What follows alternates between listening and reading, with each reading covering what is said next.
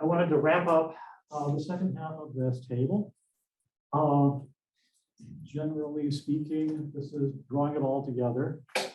Internal validity, well, generally speaking, we never make any claims about causality going on in relationships. So usually we don't talk about that.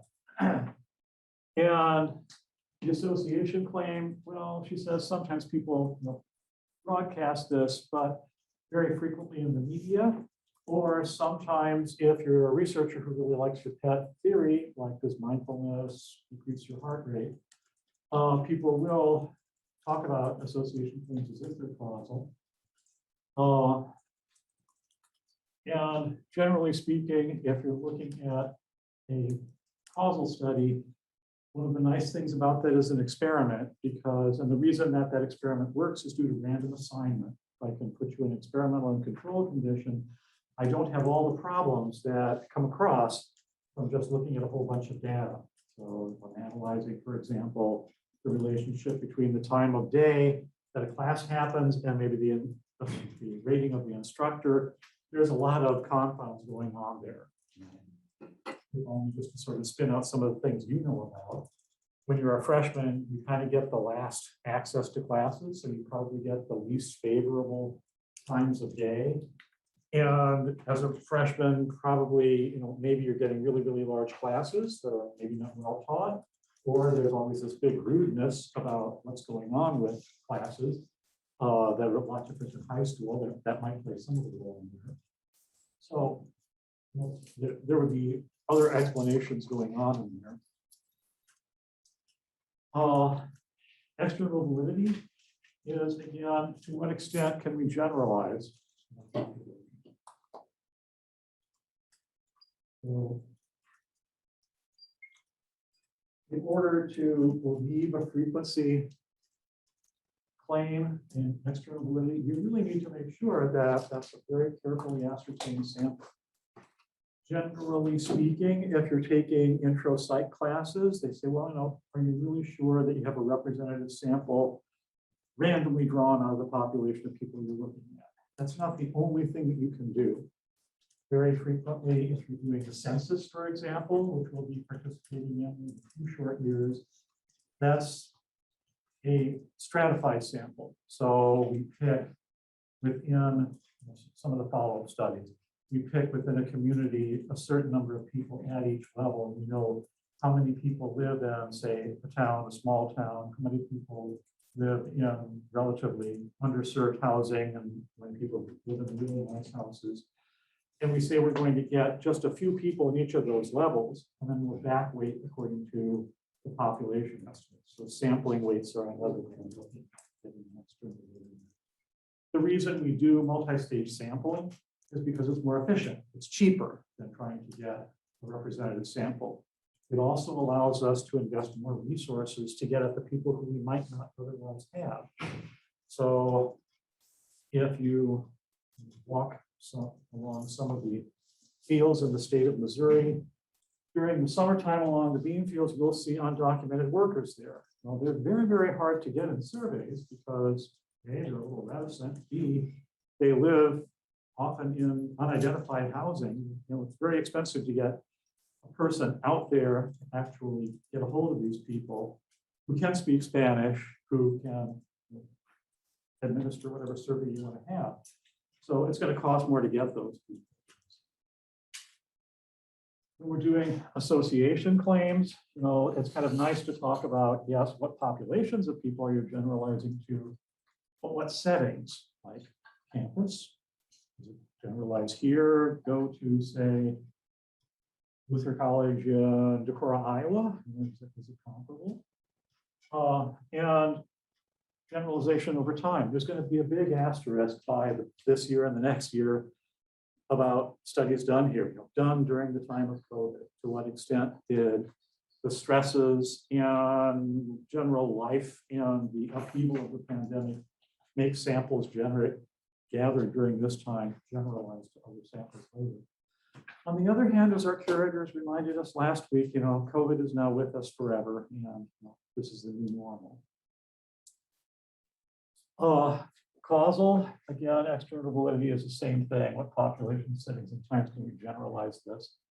And the other thing that really, to me, also speaks a little bit to internal validity is to how representative are these manipulations and measures to the general pool of measures that you can actually use. So these two bits taken together, 3.6, are kind of the main points. Any questions on that? Well,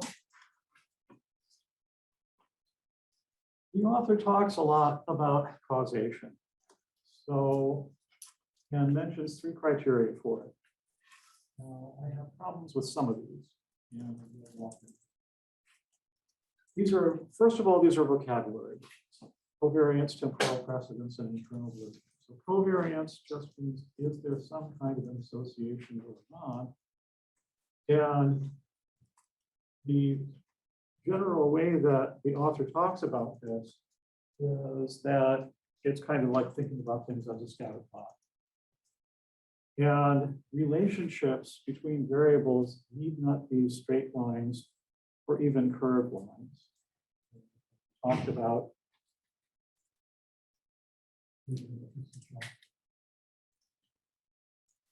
As you read the book, she's talking about, well, if there's some kind of a straight line that I can draw through the data, that's measures of an association. But it's also possible that you can have an association that's not a straight line.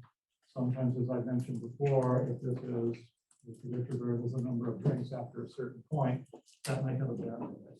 There's still kind of association. The issue, because the difference between 20 drinks and 21 drinks and 22 drinks really isn't that great in terms of the bad effects on your body.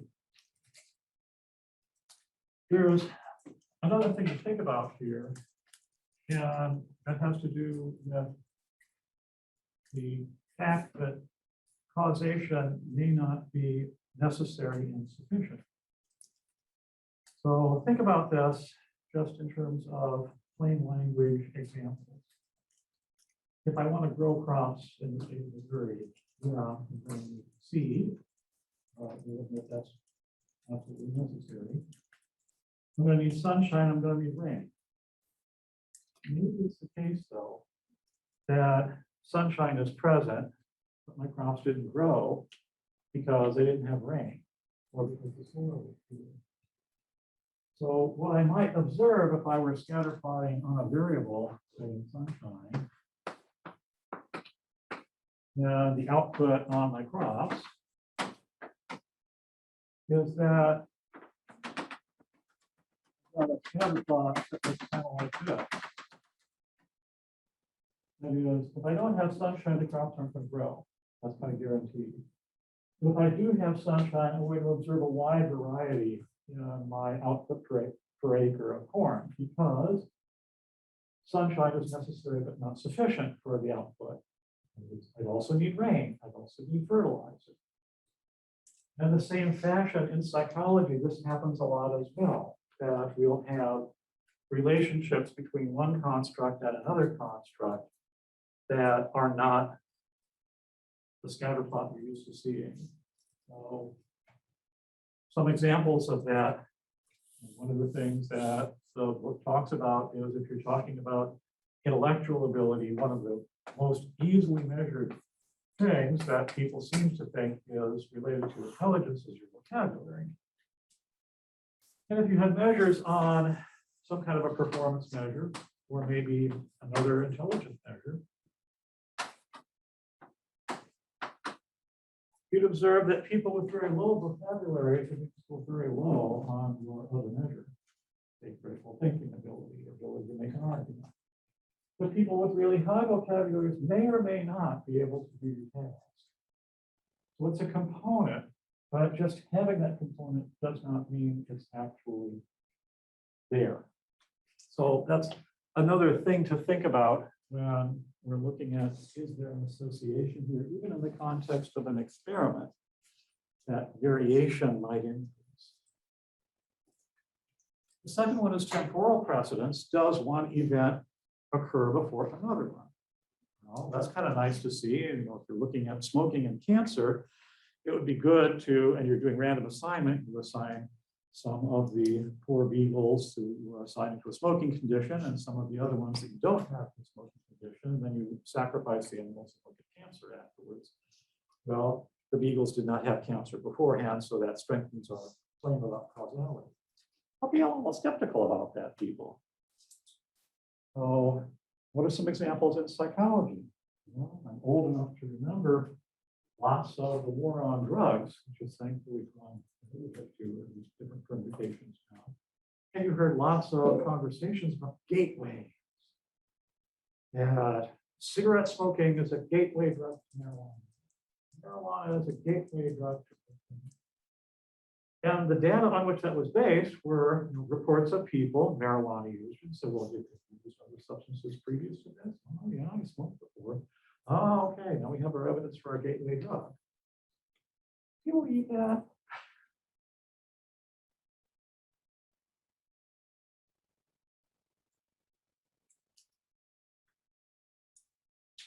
Suppose we asked our marijuana users if they had ever eaten broccoli.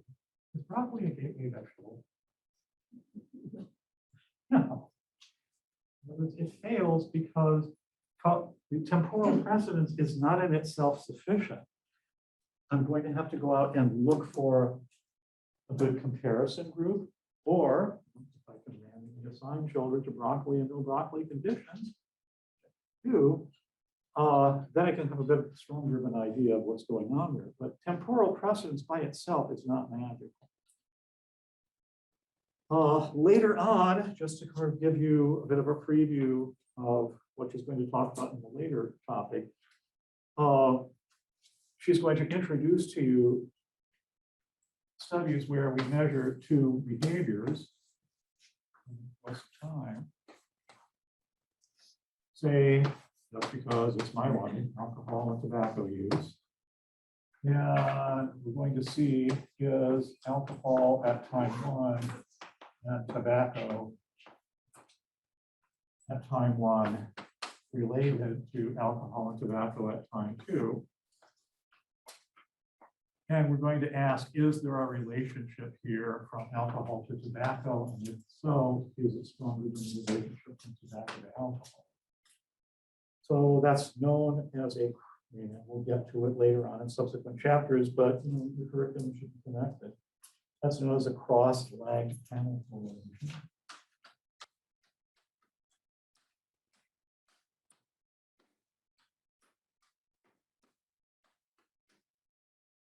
It also has a fancy name called Granger causality. When the time comes, we'll talk more about that. Granger is named for Clyde Granger, who got the Nobel Prize for this. If you ever had a little spare moment on the internet to Google Clive Granger, read his Nobel acceptance speech, which is basically, I don't know why you're all so excited. This is, it was an idea, but it's been used in a lot of very nonsensical situations. So comes time later on when we're talking about temporal precedence with multiple constructs. We'll be talking about that in the longitudinal chapter. Internal validity, the studies, are there any other alternative explanations for the change that we have? Then the A is the only thing that changed. I mentioned a few examples to you about that. The search for the schizophrenic rat at the puff of air. Yeah, it wasn't the puff of air in the face. It was the whistle that the puff made. Or that also happens in studies where you're looking at interactivity in interviews. So minority children who were interviewed by a minority researcher perform differently than when interviewed by a majority. Similar effects have also been found for white participants in terms of their willingness to say things. Some of the threats that appear in the context of an experiment here that we have.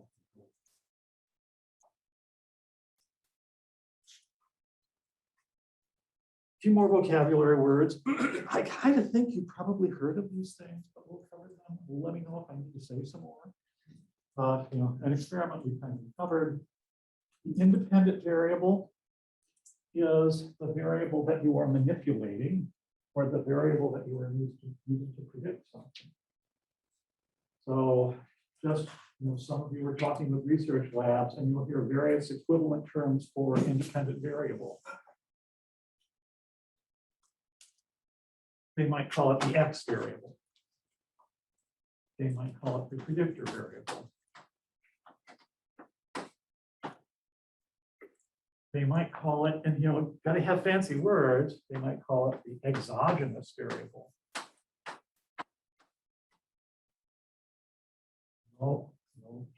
Like Greek, exo, outside, genus, having its origin. So it's a variable that is having its origin outside the system that you are observing. All of these three terms are entirely interchangeable. Just use them to impress people. The dependent variable sometimes gets called the Y variable, sometimes gets called the criterion variable, sometimes gets called the endogenous variable. Endo, inside genus, having its origin. So you're trying to explain the generation of this variable inside the system of exogenous variables that you're considering. Random assignment, that is just assigning people at random. Random assignment can also occur in match situations. So, for example, if you're designing your study, maybe it's not a good idea just to pull out people who are randomly different in the intro site pool. You might actually want to match. You might want to say, I want to be sure that in my study I'm going to have men and women with experimental. Or it could get fancy, and I could say, well, I'm going to match. I'm going to make sure that I have an equal number of people in the upper quartile of high school grades in both conditions, because that's going to give you a little bit more statistical power. It's trying to control the variation. They give you a regular old analysis here. This is called a one-way analysis of variance. I have 4 conditions. I'm looking at the increase in full-scale IQ as a function of these trainings. I've got the means shown here. These little things up here indicate standard errors. As I talked about what a standard error was the last time.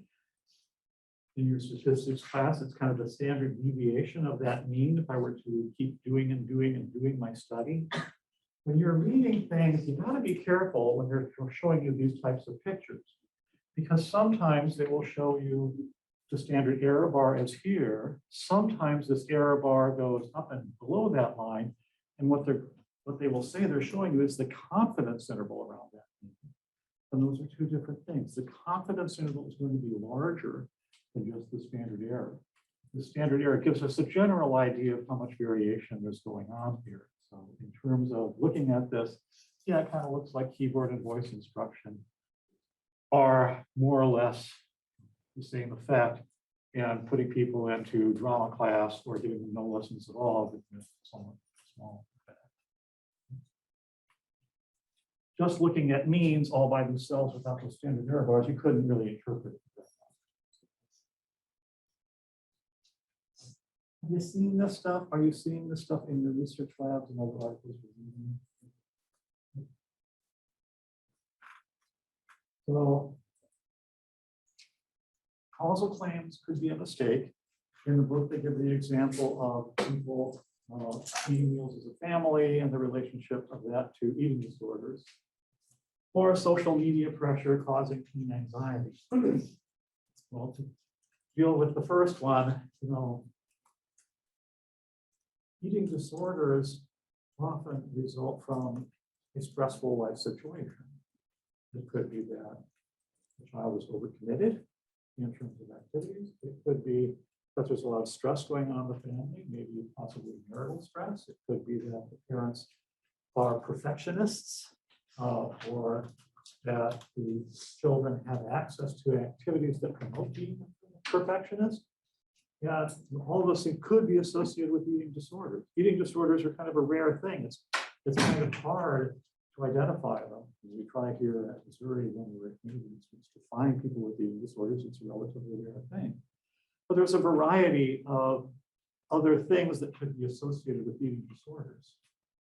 And just looking at, did your family eat together, and oh, is there an eating disorder, isn't really sufficient for a causal claim. It's an interesting first lead.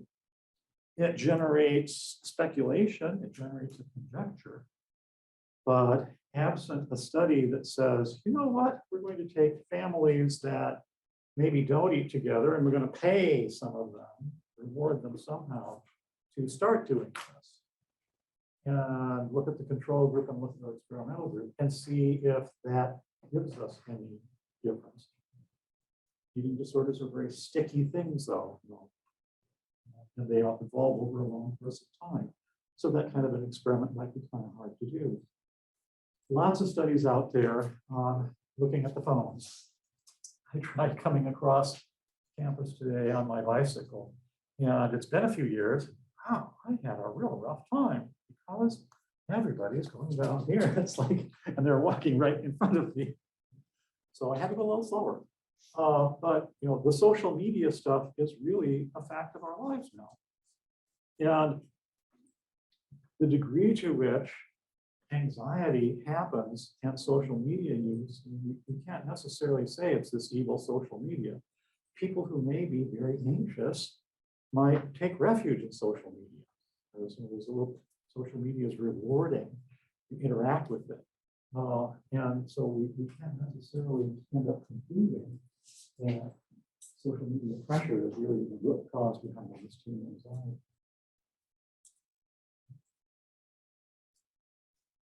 So we've talked a little bit about this already. When we're looking at causal claims, we have construct, external against statistical validity.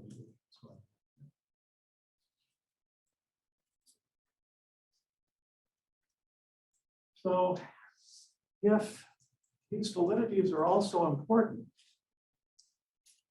and why don't we, when we're publishing studies, have a little checklist and say, oh, is it internally and externally valid? Do you have statistical validity and so forth? And use that to evaluate our articles. And wouldn't criticize one study or another by saying, well, you didn't deal adequately with internal validity concerns. Well, when you do a study, you have to prioritize this. And you have to think about the claim you're going to make and what your priorities are. As I mentioned before, maybe the first light that you might shed on something is to ask if there is a relationship between social media pressure and anxiety. You're kind of making that claim of there's some kind of an association going on. But then after that, the road forks a bit. Do you go off into external validity and ask about for what types of children and under what conditions? Do you do internal validity? Do you talk about statistical validity? Do you think about third variable explanations that go on? All of those things are avenues that you could likely work on. But all of those in turn weight the validities and the claims differently. So, large single shot studies with just a few items are very easily done. Pollsters love to do that kind of stuff. It's a root signal that we're trying to find here. But if you want to drill down on it and think about the dynamics of what causes what, that's going to maybe need a smaller sample that's more precisely defined, that has measures that are more aligned.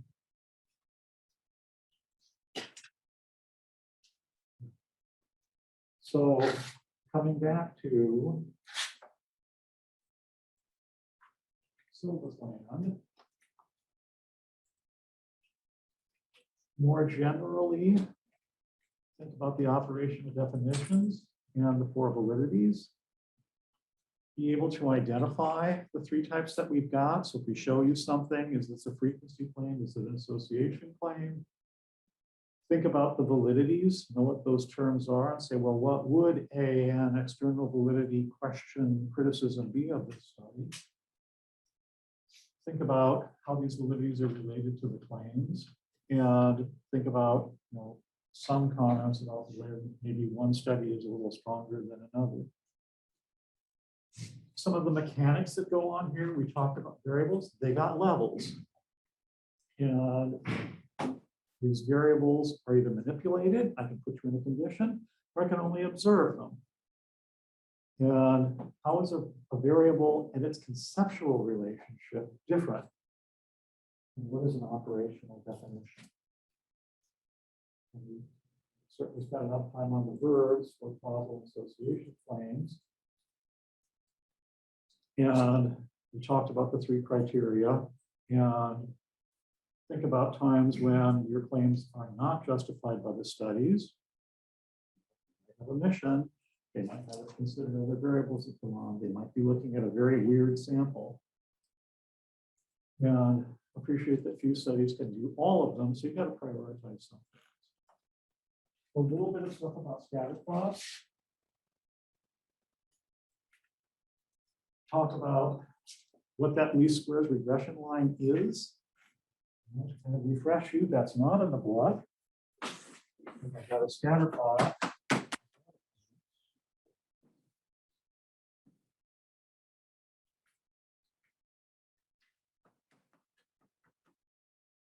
Least squares regression line goes through my points with the goal of minimizing the distance between the observed and predicted values of y.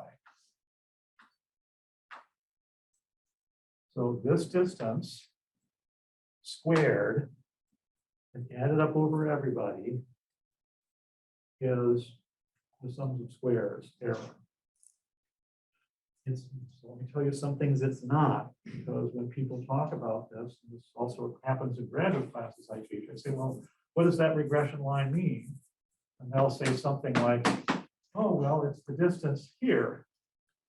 It's not vertical. Well, that's not true. That's not what a regression line does.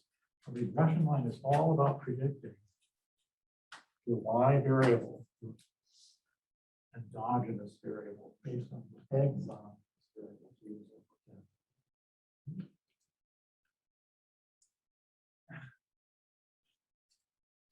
A functional relationship, well, am I drawing a straight line, a curved line, a bent line? And an outlier is a little different than an influential observation. We'll cover that a bit when we talk about scatter plots in the subsequent lecture, so that has not been covered. Okay. Any questions on that?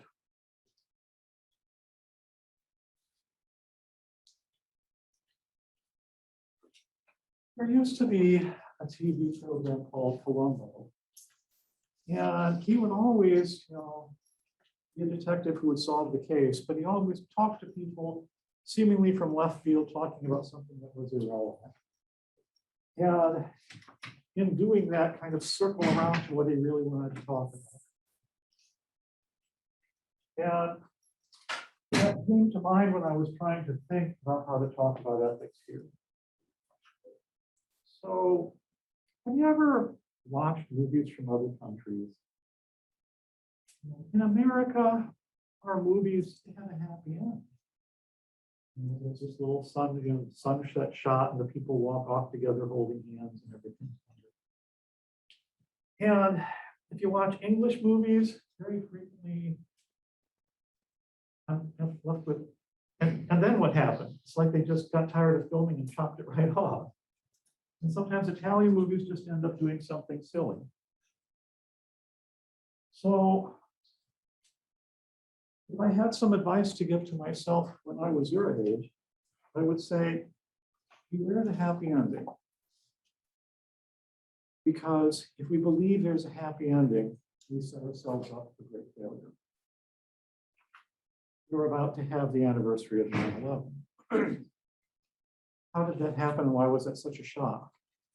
Well, think back a little bit to your history then and think back to the types of news reporting that went on. The Soviet Union had fallen. America was the only superpower left. There were articles about the end of history, and now America was the only superpower left standing. Therefore, the world will usher in a new period of world peace. This made 9/11 much, much worse. And when we're talking about ethics, it's important to realize that there also are not limits. I'll tell you a little story about that. The book talks a little bit, or if you take the city human subjects training, we'll talk about the Nuremberg protocols. Nazis, everyone would agree, Nazis are bad people. But Nazis had one good characteristic. They were also corrupt. So in my life, for example, my grandfather was arrested by the Nazis and sent to a concentration camp because he was giving out election material for Hindenburg, Social Democrats. And he was sent to Heuberg.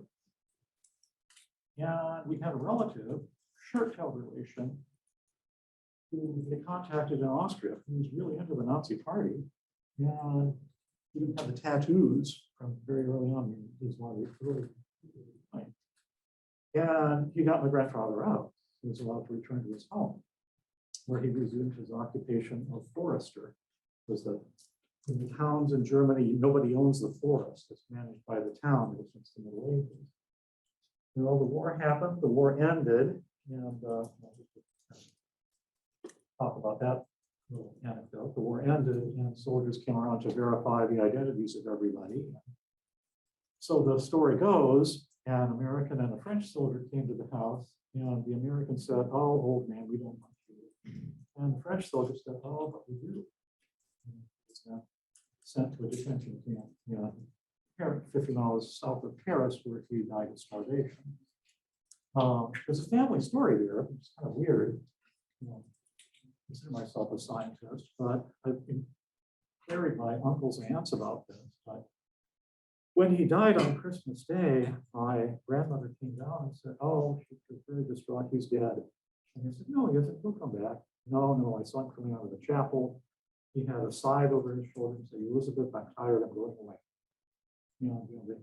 How did she know at such distance? So let's talk a little bit about chapter 4 in infect.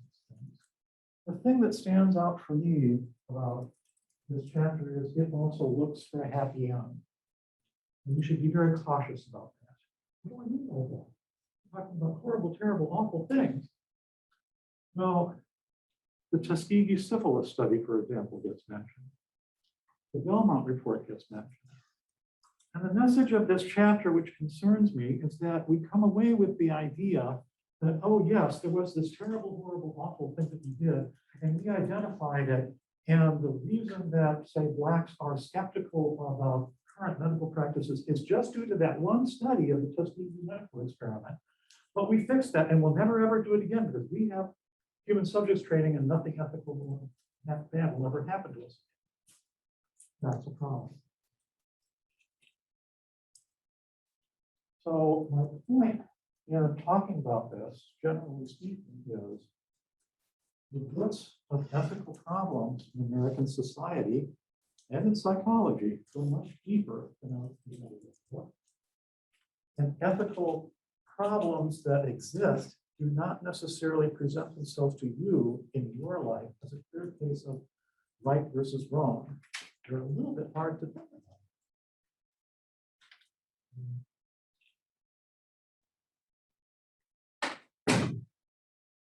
So there's TV programs that have been out there. There have been politicians. We still have people in Guantanamo Bay. We still haven't even given a live trial. Is it okay to get information from them? They're the worst of the worst. Should we learn to waterboard them so that we can prevent attacks? What if we learn something that would help our soldiers fighting? Is it okay to interrogate them and gain some scientific information that might keep our soldiers from getting sick? It's a little weird, but if we're doing things for the other reasons, is it okay to interrogate them and get some scientific information? For example, one of the things that happened in the Second World War is as they were losing the war, the Germans eliminated the irrigation system around Rome and bred mosquito, which, historically Romans always had this problem with malaria. It was flooded, and sure enough, we had malaria mosquitoes. That made it, made the mosquitoes also a source of mortality for American soldiers. So let's go back to medical ethics from World War II, the Nuremberg protocols. And the book talks about that medical experiments were designed to help German military personnel in combat situations. They were designed for new weapons, new gases that would kill people, new bacteriological agents, and other experiments were designed to aid in the recovery of military personnel who were injured, as well as to advance the Nazi racial ideology. They also did experiments involving burning prisoners and trying to experiment with what would actually help heal them. This is because a lot of the towns were bombed relentlessly. The Russians also dropped phosphor bombs on people, and they didn't know how to treat the burning that resulted. So some of this was submitting people to phosphorus burns and then trying to figure out who work. And alas, they had control groups, so some of them were burned, and the course of the injury went its way. One thing the book doesn't talk about is the doctor's trial. So here were these people who were serving in camps, who were doing these experiments. And if you look at the history, 7 of them got acquitted. 6 of them were executed. Some of those doctors were also high officials in the department. And 9 were imprisoned, and they served about 10 to 15 years. Well, were we just kind to those doctors we acquitted, or even those who we imprisoned? Did they deserve to die? And the physicians in the doctor's trial had their lawyers. And first of all, they said that military necessity justified these torturous experiments. Submitting people to cold, freezing them. High altitude pressure chambers were built to mimic high pressure bombers and so forth. And they were doing that well. It helps our military preparedness. And they compared their victims to collateral damage from animal bombings. Well, when I was, first time I visited my uncle in a town called Portside, I was, got there at night. I woke up in the next morning, and out the window was this huge mountain. Oh, pretty. And there was a little funicular that was, that's really neat. And the next morning, I told my uncle, I really want to go and see that really nice mountain out there. He says, no, we're not going to do that. We don't know what that mountain is. Mountain. What had happened was that particular town in 17 minutes was the victim of British bombing. It was a little town that was mostly made of wood. It didn't really have any military function. And at the end of the war, they basically took the entire town and just piled it all up and made a mountain on top of it and put a cross on top of it. Allied bombings that we have and the devastation of it is what we use for a lot of the models of the nuclear holocaust. If you've ever read Kurt Vonnegut's Slaughterhouse 5, the Dresden bombing is another example. And as Vonnegut said, if there was any medical necessity, if anyone benefited from that bombing, let me know. I'll share the royalties of my book with them. No one ever came. It was entirely unnecessary civilian bombing. Let's take a look at what these people did. They did head injury experience. They hurt people and then tried to see what function was and how function was. They did transplantation experiments, freezing experiments, malaria experiments, immunization experiments, experimented with jaundice. And some of these were aggressive, mustard gas, so forth, seawater experiments. Sulfanilamide was a medication at the time. They did experiments with poison. They did experiments with incendiary bombs, high altitude experiments, electroshock experiments, and absolutely horrific treatments of people. But at that time, we thought, well, this is going to help. This will help the war effort.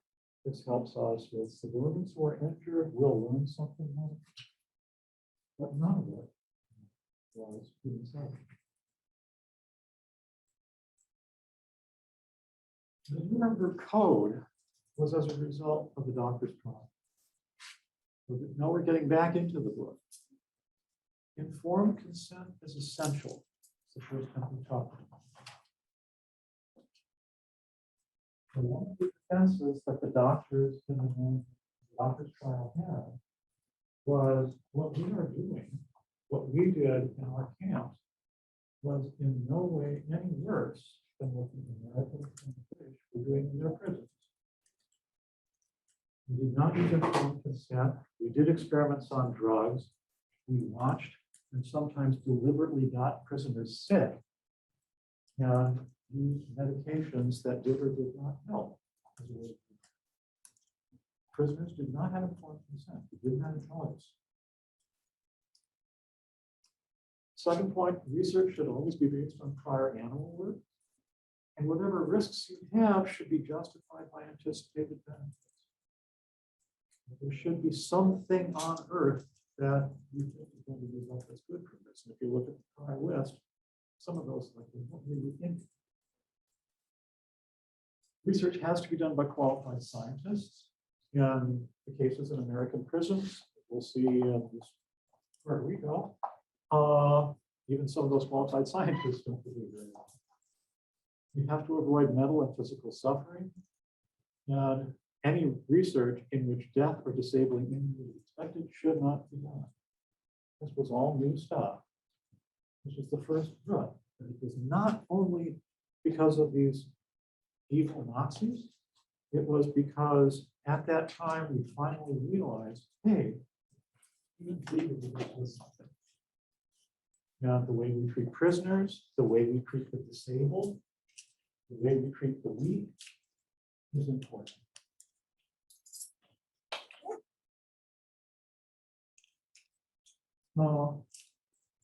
This is basically what I said verbally before. I'm sorry, I can't look at my notes to see what's coming up. But they used participants without consent, and Nazi doctors only followed on written standards of practice.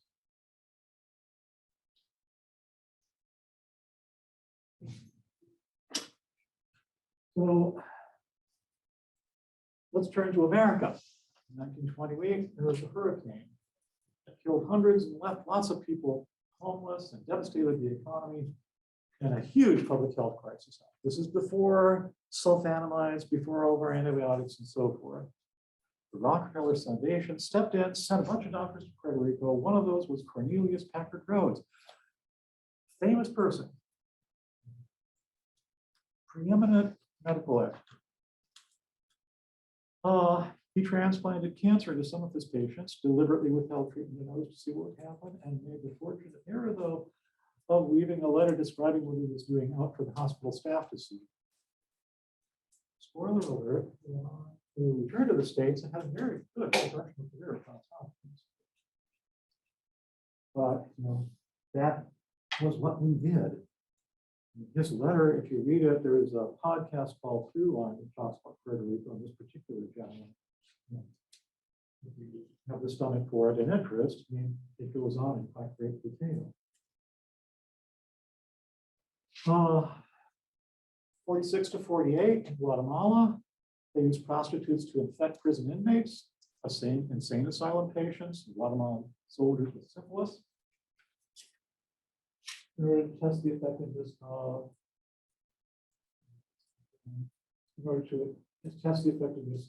penicillin. They did direct infections and sometimes spinal punctures. They infected about 700 people, orphan children. This study was sponsored by our Public Health Service, NIH, Pan American Health Sanitary Bureau, now the World Health Organization's Pan American Health Organization, and the Guatemalan government. Butler, who later participated in the Tuskegee syphilis experiments, was there.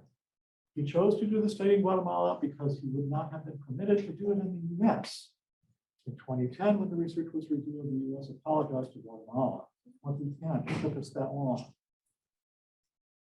A lawsuit was launched against Johns Hopkins, Bristol Myers Squibb, the Rockefeller Foundation. And I'll give you a link to that podcast. This is a problem today. I think we're getting a handle on it in some cases, but a lot of multinational pharmaceutical companies, for example, will say, I'm going to do a clinical trial of our drug, but we're going to use Africa and South America because their access to healthcare is poor. So surely that would be a good thing, to give them yet more access to medicine. They don't get to choose, and is it really fair to say, well, here's something that we wouldn't do in the US, we're going to do it to people in this poor country.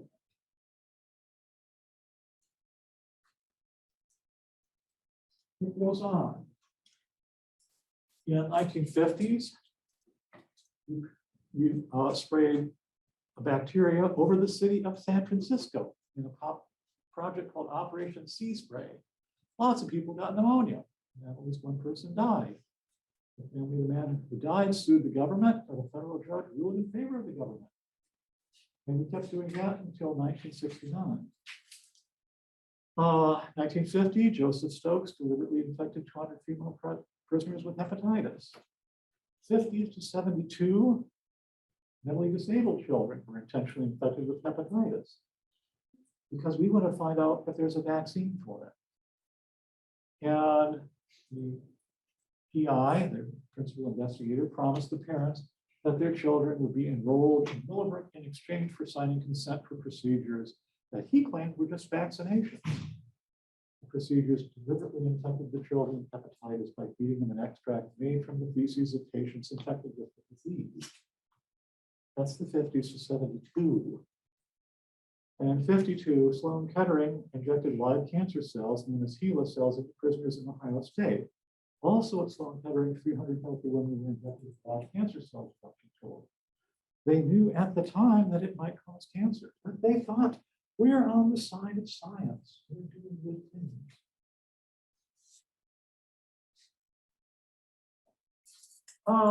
The CIA was really interested in LSD for a while.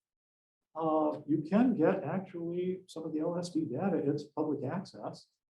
And we had some deaths from that. We did tests with etymological weapons, designed to test munitions with loaded fleas and so forth. We dropped them over Georgia to determine if airdrop mosquitoes could survive to take the most from humans. It was known as Operation Big Buzz. In the 1960s, elderly patients were injected with live cancer cells who had done the same things in Ohio State Prison to discover the secret of how healthy bodies fight the invasion of malignant cells. The administration of the hospital tried to cover it up, but the New York Medical Board ultimately placed South on probation for a year. See, people are kind of putting things together. We'll put a pen in that today and we'll continue on.